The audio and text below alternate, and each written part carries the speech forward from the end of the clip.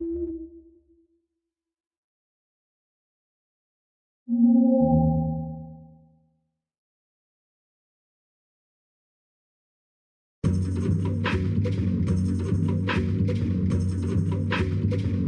Cressman Center has been open for 7 years now.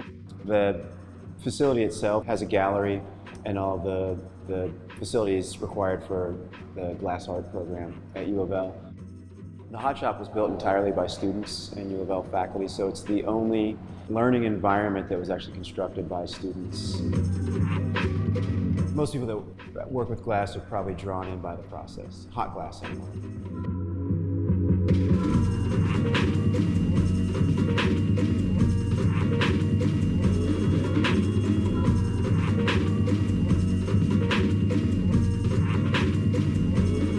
The process of glass blowing was discovered about 2,000 years ago.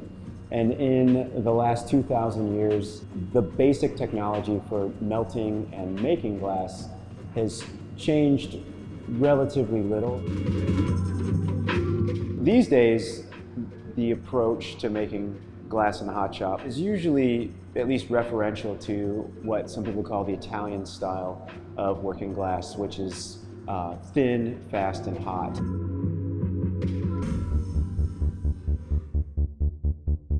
To make blown glass, or glass in the hot shop, is a process that requires several steps. Typically, you'll start with what's called gathering.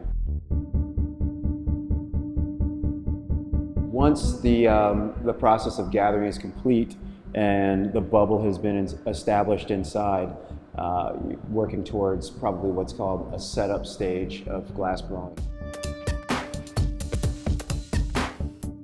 Then the gaffer is probably going to go on and start shaping the piece.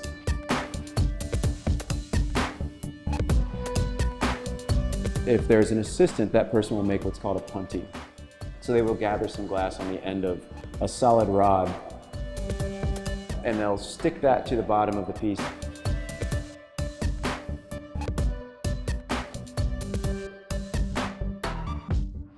Along the way, there might be additional maneuvers that are performed.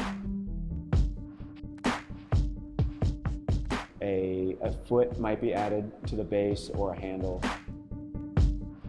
And then it's inserted into what's called an annealing oven, which is an oven that's somewhere between probably 900 and 1,000 degrees. And it'll cool down there for anywhere from several hours to several days.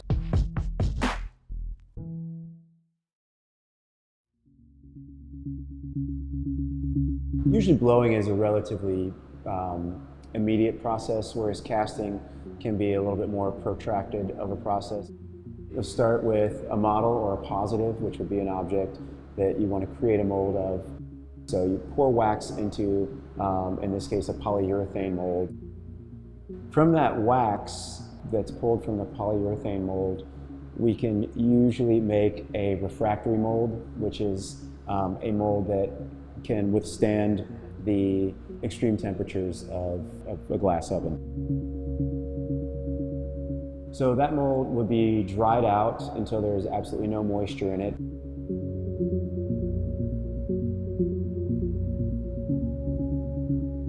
Then it will be brought up slowly in an oven over the course of probably 12 to 24 hours.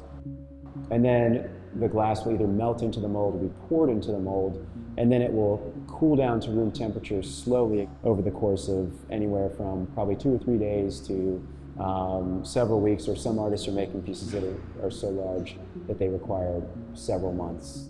At that point, the piece will be removed from the mold. More than likely there's going to be some cutting, grinding, polishing, engraving, or some cold working process, some lapidary process that will need to be applied to the piece. Anything you can imagine really at this point is happening in the glass world. So instead of one pursuit, which might be technical or formal or content-based, now you have people pursuing all different manner of glass making.